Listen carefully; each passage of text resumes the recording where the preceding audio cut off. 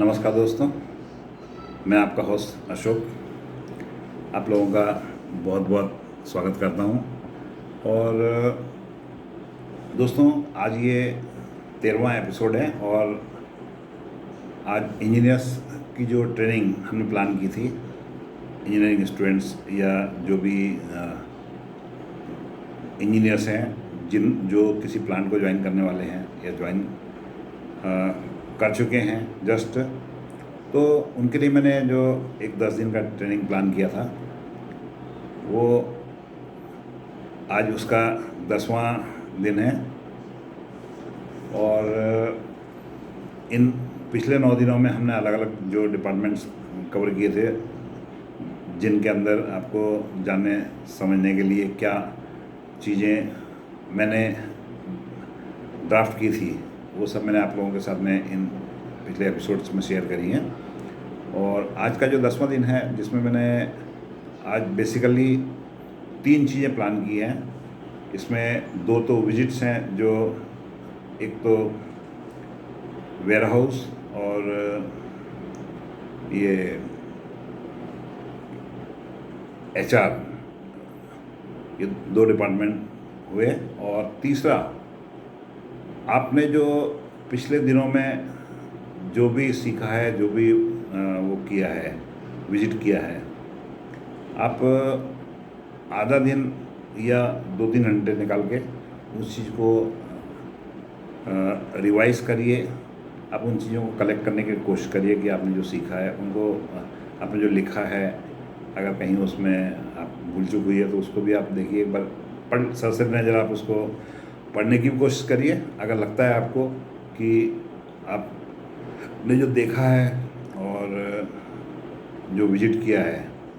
उसमें कुछ चीज़ें रह भी गई हैं या कुछ आपको लगता है कि और होना चाहिए, तो आप अपने हिसाब से 1 दिन 2 दिन एक्स्ट्रा प्लान कर सकते हैं। आप HR के साथ बात कर सकते हैं, या आप जिस डिपार्टमेंट में काम करने वाले हैं उसके जो टीम लीडर हैं उनके साथ भी शेयर कर सकते हैं अपनी जो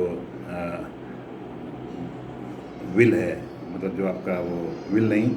यानी अभी जो इच्छा है, हिंदी में बोलता हूँ। तो मेरा मानना है कि आपको उसमें किसी भी तरफ से कोई प्रॉब्लम नहीं आएगी। सभी लोग अल्टीमेटली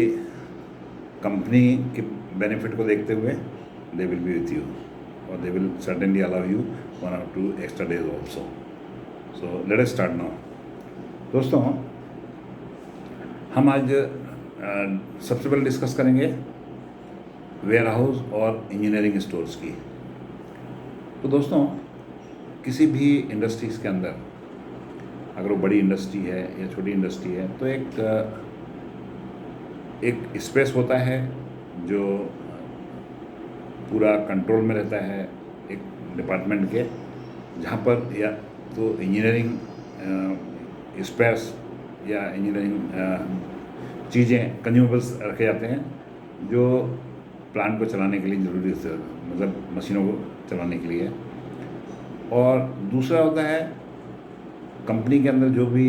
प्रोडक्शन हो रहा है उसके लिए जो रिक्वायर्ड रॉ मटेरियल है, उस रॉ मटेरियल का प्रॉपर स्टोरेज करना, उसको इश्यू करना और उसको प्रोडक्शन डिपार्टमेंट को प्रोडक्शन प्लानिंग के हिसाब से शेड्यूल करके वहाँ पर मशीनों के ऊपर पहुँचाना। और इसके अलावा एक और सबसे इम्पोर्टेंट एक्टिविटी है, वो ये डिपार्टमेंट करता है, वो है जब प्रोडक्शन से प्रोडक्ट बन जाता है तो उसको सेफली प्लांट से शिप करना वेयर हाउस तक, वहाँ पर उसको प्रॉपरली स्टैक करना, सेफली ट्रांसपोर्ट, सेफली उसका जो वहाँ से ट्रांसपोर्ट करना प्लांट से। और जब मार्केटिंग से और प्लानिंग से आपको क्लियरेंस मिल जाता है कि भाई ये मटेरियल आपको अभी इस डिस्पैच करना है, तो उसके डॉक्यूमेंट जनरेट करना उसकी रिस्पॉन्सिबिलिटी है डिस्पैच के, मतलब बिलिंग करना और सब चीज़ें वो बना के पूरा रेडी करके, और वहाँ भी जो भी फॉर्मेलिटी होती है उनके साथ में सेफली ट्रांसपोर्ट के लिए ट्रांसपोर्ट व्हीकल के अंदर लोड करना, उसको वहाँ से प्लांट के अंदर से डिस्पैच करना, ये रिस्पॉन्सिबिलिटी हो गई आपकी वेयर हाउस सेक्शन की। तो आप जो सेक्शन में इस जब ट्रेनिंग में जाएंगे तो आपको ये समझना है कि वहाँ पर रॉ मटेरियल को कैसे सिस्टमेटिक ढंग से और सेफली स्टोर किया जाता है। सिस्टमेटिक ढंग जब मैं बोल रहा हूँ तो इसका मतलब ये हुआ कि जो एक कंपनी के अंदर बहुत सारे रॉ मटेरियल्स आते हैं, बहुत सारे इंजीनियरिंग स्पेयर्स भी होते हैं, बहुत सारे और भी आइटम्स होते हैं, ऑक्सिलरी आइटम्स भी होते हैं। उन सब का सबसे पहले आइडेंटिफिकेशन करना, उनकी जगह मार्किंग करना कि ये चीज़ यहाँ पर स्टोर की जाएगी, वो रिस्पॉन्सिबिलिटी है वेयर हाउस डिपार्टमेंट की। तो आपको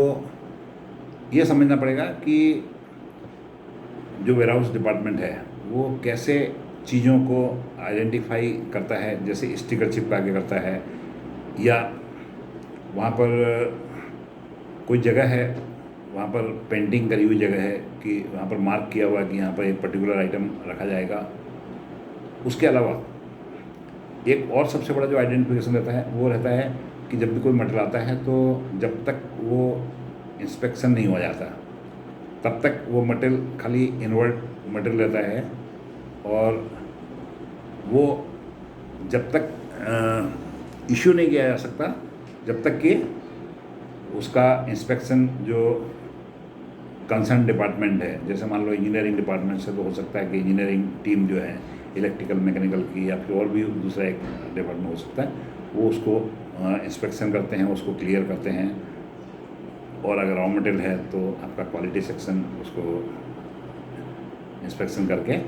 उसको ओके करता है या रिजेक्ट, जो भी व्हाटएवर। तो वो मटेरियल का आइडेंटिफिकेशन कैसे किया जाता है, जैसे इनकमिंग मटेरियल का बिफोर इंस्पेक्शन वो किस एरिया, किस जोन के अंदर रहता है और कैसे उसको आइडेंटिफाई किया जाता है। फिर एक बार इंस्पेक्शन होने के बाद में उसको कैसे वो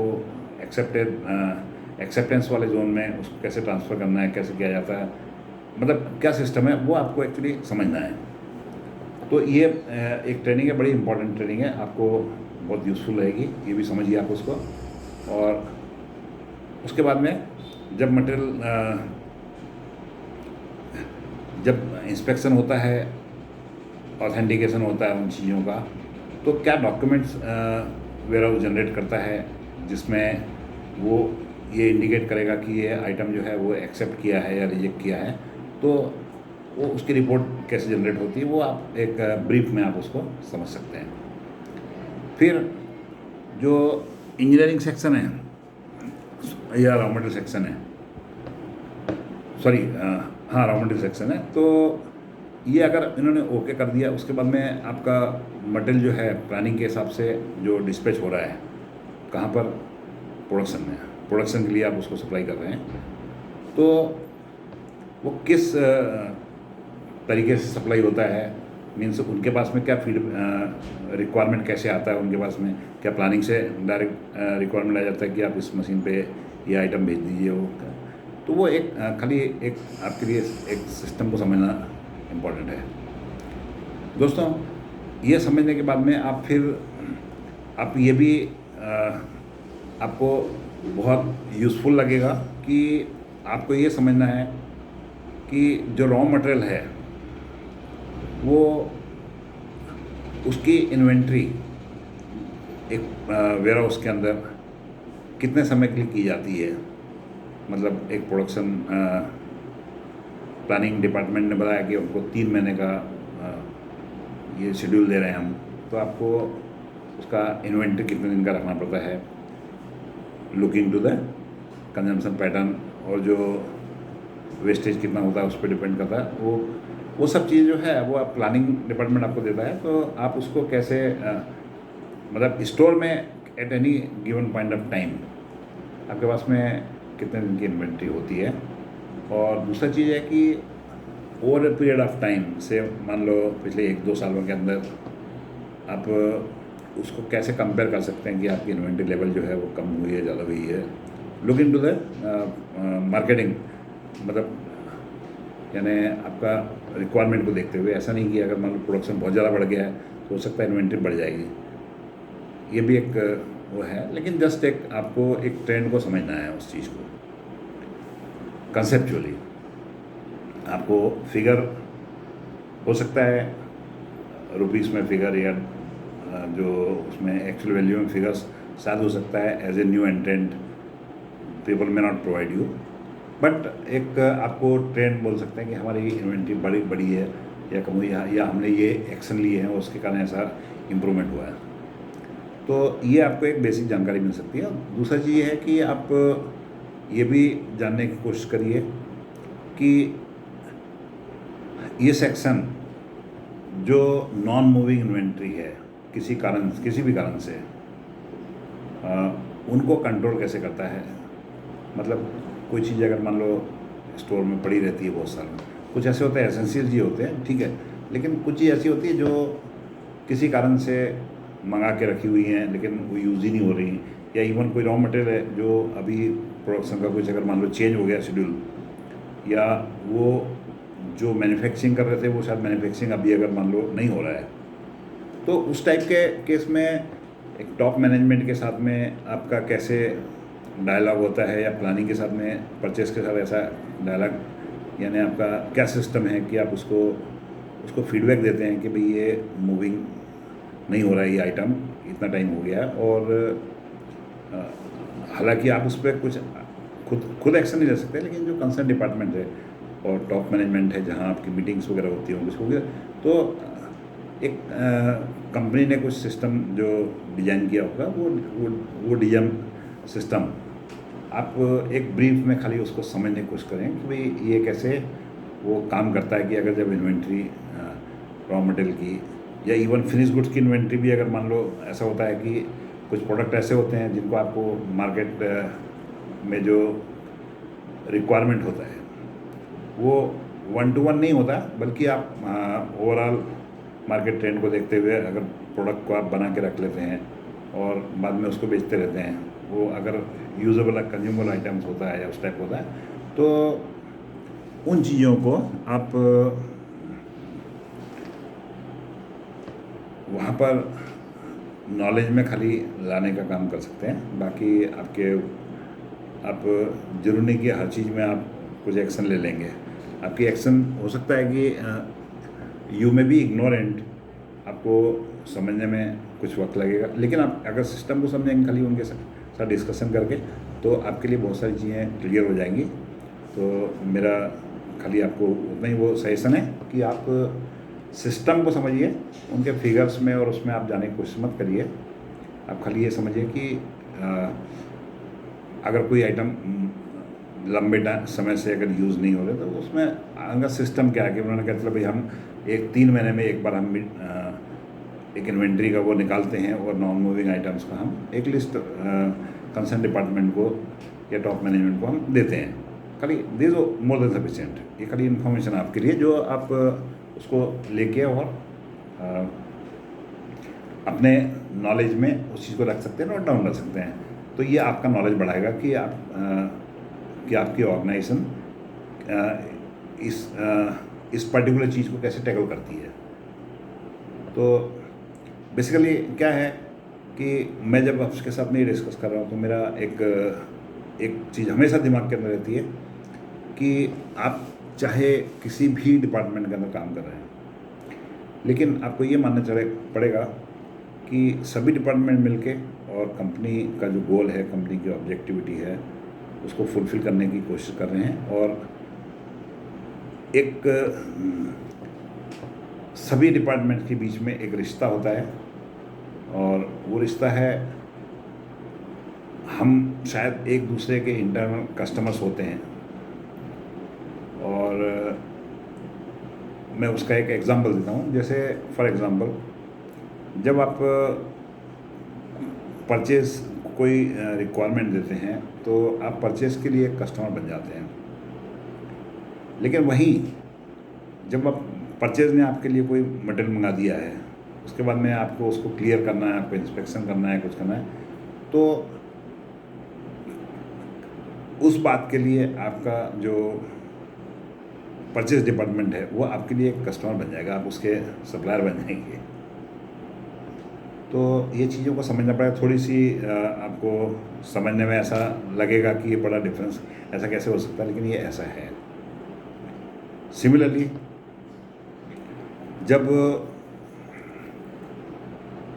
क्वालिटी डिपार्टमेंट जो है उसके लिए प्रोडक्शन वाले वो बन जाते हैं सप्लायर्स, कस्टमर जो है वो जो अल्टीमेटली प्रोडक्शन को फीडबैक प्रोवाइड करता है। और जब वो फीडबैक प्रोवाइड करता है ऑनलाइन या किसी उसके लिए, तो वो उसका रोल होता है उसको प्रोवाइड करने का, और वो एक सप्लायर बन जाता है उस समय। लेकिन नॉर्मल जब आपका प्रोडक्शन चल रहा है, जब आप कोई स्टैंडर्ड पैरामीटर्स के हिसाब से you are suppose to do it, उसको प्रोडक्ट को बनाने हैं, और वो आपके पास जब आता है तो आपको उसे कस्टमर की तरह डील करना है, क्योंकि वो जो क्वालिटी सेक्शन है, क्वालिटी एश्योरेंस डिपार्टमेंट है, वो बेसिकली आपकी जो क्वालिटी बना रहे हैं आप, वो उसके लिए नहीं बना रहे हैं, वो रिस्पॉन्सिबल है अगर मार्केटिंग के लिए, और मार्केटिंग अल्टीमेटली आपका जो अल्टीमेट कस्टमर है उसके लिए। तो बेसिकली जब आप अल्टीमेट कस्टमर को सेटिस्फाई करना चाहते हैं, तो आपको बीच के जो कस्टमर्स हैं उनके लिए आप सप्लायर हो, और आपको उन कस्टमर्स की रिक्वायरमेंट को मीट करना है। तो दोस्तों, ये तो हम इसको वेयर हाउस का जो आपका विज़िट है उसको यहाँ पर काफ़ी हद तक मेरे ख्याल से क्लियर कर चुके हैं, और आप, मुझे उम्मीद है कि आप इस पूरे ऑपरेशन को समझ चुके होंगे। और इसमें खाली एक ही पॉइंट और ऐड कर देता हूँ आपको, कि आपको वेयर हाउस में एक चीज़ और समझना पड़ेगा, कि आपको उनके सिस्टम को समझना पड़ेगा कि how they safely shift the material from internally into the plant from warehouse, and how they load the material, finished goods, safely to the trucks or whatever, without any damage to the material or injury to the people who are responsible for this job. तो ये आपको वो भी समझना पड़ेगा, क्योंकि जब हम एक प्लांट में कोई भी एक्टिविटी डिस्कस करते हैं तो सेफ्टी हमारी एक प्राइम रिस्पॉन्सिबिलिटी बन जाती है। और वेयर हाउस जो है वो बहुत ही एक सेंसिटिव जगह पर, जहाँ पर वो बड़े मटेरियल हैंडल करते हैं, बहुत सारी चीज़ें स्टैकिंग भी होती है, बहुत सारी चीज़ें को हैवी चीज़ों को भी शायद कई जगह पे वो किया जाता है, और कई जगह पे कुछ ऐसी चीज़ें भी स्टोर करते होंगे जो आपके लिए हार्मफुल भी हो सकती हैं। तो वो सब चीज़ों को आपको खाली ये समझना पड़ेगा कि ओवर जो आपका डिपार्टमेंट है वो किस तरीके से उनको हैंडल करता है, और पिछले कई सालों में उन्होंने किस तरह सक्सेसफुल स्टोरी बनाई है, और अगर मान लो कहीं पर कुछ प्रॉब्लम भी हुई है तो उन्होंने उसके लिए क्या करेक्टिव एक्शन लिया। तो ये भी एक आपको बहुत कुछ सीखने को देगा। ओके, अभी 10वें दिन मैंने आपको एक जो बताया था कि एक दूसरा और डिपार्टमेंट जो आखिरी जो है उसको हम आखिरी गिन रहे हैं, बट इट इज़ नॉट आखिरी, वो वहाँ से शुरुआत होती है एक्चुअली, लेकिन हम ट्रेनिंग पर्पज़ से हम उसको आखिरी में रख रहे हैं, वो है HR डिपार्टमेंट। तो आप सोचेंगे ये आखिरी में क्यों रखा मैंने, तो आखिरी में रखने का कोई स्पेसिफिक पर्पज़ नहीं है, लेकिन वो इसलिए रखा है कि आप पहले टेक्निकल चीज़ें और दूसरी चीज़ें समझ जाएंगे, तो आप उनके साथ डिस्कशन करने के लिए बेटर तैयार होंगे। तो ओके, अभी एक बार आप एचआर डिपार्टमेंट में आते हैं तो एचआर डिपार्टमेंट में आप सबसे पहले तो आप ये समझने की वो कर सकते हैं कि आपकी ऑर्गेनाइजेशन जो है उसमें कितने एम्प्लॉयज़ काम करते हैं, कितने परमानेंट हैं, कितने कॉन्ट्रैक्ट भी हैं, मतलब एक टोटल आप कितना स्टाफ टोटल काम करता है, प्लस ऑफिस में कितने लोग काम करते हैं, उस टाइप से एक basic just to understand, not to ऑइट। तो ये आप समझ सकते हैं। और दूसरा चीज़ ये है कि जो एचआर डिपार्टमेंट है वो नॉर्मली हर कंपनी में जो एम्प्लॉयज़ होते हैं उनकी ट्रेनिंग के लिए भी रिस्पॉन्सिबल होता है। मीन्स वो खुद एक्चुअली ट्रेनिंग नहीं देते, कुछ एचआर कुछ ट्रेनिंग देते हैं, लेकिन ज़्यादातर जो टेक्निकल ट्रेनिंग है तो टेक्निकल लोग ही देते हैं। तो आपको ये समझना है कि उनके पास ऐसा क्या सिस्टम है जो वहाँ पर काम करने वाले लोगों को, चाहे वो इंजीनियर्स हों, टेक्नीशियंस हों या नीचे वर्कर लोग भी हो सकते हैं, उनको कंटिन्यूस ट्रेनिंग देने के लिए इनका क्या प्लान है। मीन्स कोई शेड्यूल होगा कि भाई आपको हर महीने इतने एम्प्लॉय जो है वो उनका रिक्वायरमेंट होना चाहिए ट्रेनिंग का, या जो जिनके अंडर वो लोग काम करते हैं टीम लीडर्स होंगे या उनके जो इमीडिएट बॉसेस होंगे, तो वो लोग उनकी ट्रेनिंग की रिक्वायरमेंट को आइडेंटिफाई करते होंगे। तो आप उनसे ये जानिए कि वो कैसे उन चीज़ों को, रिक्वायरमेंट्स को कैसे पाते हैं और फिर उसके बाद कैसे प्लान करते हैं। और उसके बाद में आप ये भी जानने की कोशिश करिए उनसे कि पिछले जो 3 साल है 5 साल जो भी, मतलब पिछले कुछ पीरियड्स में आपने कितने लोगों को ट्रेनिंग दी है और किस तरीके से डेवलपमेंट, और उस ट्रेनिंग का जो परफॉर्मेंस है वो उसको मापने के लिए उनके पास क्या क्राइटेरिया है। मतलब फॉर एग्ज़ाम्पल हम बता सकते हैं कि वो बोलें कि भाई हमने अभी तक इतने लोगों को ट्रेनिंग दिया है तो हमारा सेफ्टी जो है वो इतना लेवल,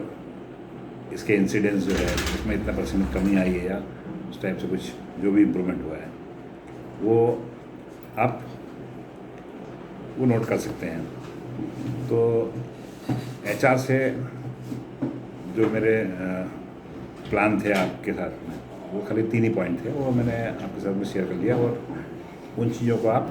अच्छी तरह नोट कर सकते हैं। और आज जो आपके पास में आखिरी जो वक्त बचेगा उसमें आप आपकी जो 10 दिन की पूरी ट्रेनिंग है उसको कंसोलिडेट करने की कोशिश करिए कि पिछले 10 दिनों में आपने क्या सीखा है। और अगर दोबारा इस चीज़ को सोचना, पूरा उसको वो करते हैं, रिवाइज करते हैं, तो आपको इसमें क्या लगता है कि आपको कुछ छूट गया है, या आपको कुछ, मतलब इतना देखने के बाद 10 दिन आपने पूरा प्लान देखा है, पूरा विज़िट किया, लोगों के साथ डिस्कशन किया है, तो अगर उस विज़िट के बाद में, उस डिस्कशन के बाद में अगर आपको कोई लगता है तो आप उस चीज़ को पॉइंट आउट करिए। और मेरा मानना है कि आप जो शॉर्ट कमिंग ट्रेनिंग में अगर रह गई कुछ, तो आप अपने पास मत रखिए उसको, आप अपने जो टीम लीडर हैं, जो आप जहाँ टीम में आप काम करने वाले हैं, उन लोगों से शेयर करिए, और जो भी कंसर्न डिपार्टमेंट है उनसे शेयर करें कि आपको लगता है कि आप 1 दिन या आधा दिन या 1-2 घंटे जो भी आपको उचित लगे वो आप और उनके साथ गुजारना चाहेंगे, और उन चीज़ों को 1, 2, 3 जो चीज़ें हैं उन चीज़ों को आप फिर से एक बार अच्छी तरह समझना चाहेंगे। तो मुझे यकीन है ये आखिरी आप जो दिन है उसका पूरा सदुपयोग जो है, आखिरी जो लास्ट फ्यू आवर्स हैं, आप पूरे उसको ढंग से एक बार रिविजिट कर लीजिए। पूरे आपका जो आपने जो लॉग किया है ना, मतलब नोट किया है, डायरी में नोट किया है, इसको एक बार रिव्यू कर लीजिए। और फिर आप ये भी इस चीज़ को भी आप मुझे यकीन है कि आप महसूस करेंगे कि आपने इन 10 दिनों में शायद बहुत कुछ सीखा है। और मेरा ऐसा मानना है, खुद का ऐसा बता रहा हूँ आपको, कि आपको कहीं से भी ऐसा नहीं लगेगा कि आप शायद इस प्लांट में नए हैं। आपको ऐसा ही लगेगा कि आप इस प्लांट में बरसों से काम कर रहे हैं, 2-3 साल कम से कम आपको हो चुके हैं। आप इतना सीख जाएंगे और इतना उस प्लांट से इतना फेमिलर हो जाएंगे, वहाँ के सिस्टम से इतना फेमिलर हो जाएंगे। तो दोस्तों, यही मेरा एक प्रयास था इस ट्रेनिंग का। और मैं पूरा यकीन के साथ कह सकता हूँ कि आपने इस पूरे 10 दिन की ट्रेनिंग को अच्छी तरह एंजॉय किया है, आपने इसमें बहुत कुछ सीखा है। और आप इस वीडियो को आप लाइक करिए। मेरी चैनल जो है, जिसका नाम है इंजीनियर्स ट्रेनिंग एकेडमी, इसको सब्सक्राइब करिए, अपने दोस्तों के साथ शेयर करिए। और आप अगर मुझे फीडबैक देना चाहें तो मेरे यूट्यूब चैनल पे आप कमेंट्स में भी लिख सकते हैं। अगर आपको कुछ इम्प्रूवमेंट लगता है आपके इस ट्रेनिंग लेने के बाद में, अगर आपको कुछ लगे कि आपको ये कमी रह गई या आपको ये और सीखना है, मैं अपने वीडियो को उसमें मॉडिफाई भी करूँगा। धन्यवाद, थैंक यू।